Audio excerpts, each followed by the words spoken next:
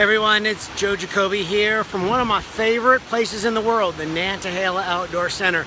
And I wanted to share with you a thought this week.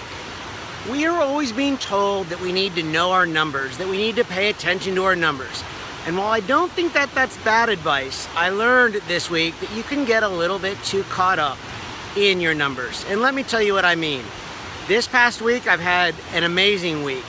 This past week, our stolen metal story was featured on ABC World News Tonight with David Muir. Millions of people watched. This story was tweeted out to 3.5 million people by Good Morning America.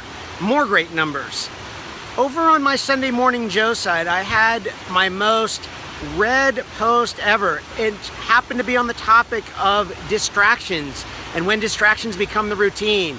And this week I spent a lot of time watching those numbers go up and up and up.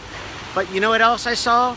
As I paid attention to all these numbers, I realized I wasn't doing my creative work. I wasn't working on the next thing. I wasn't working on serving you. So what does this mean to you? Well, I think we're at a point where you can either define your numbers or your numbers will define you. And when this problem really kind of hits close to home, I think there's one question that you just need to ask yourself.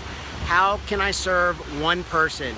Every time I felt like I was getting caught up, I would just pick up an old business card, reach out to someone, ask them what they were up to and how could I help them. It always seems to make the difference. So I'll be back with you again next week with another thought, maybe from here at the Nantahala Outdoor Center or somewhere else. Hope you guys have a great week.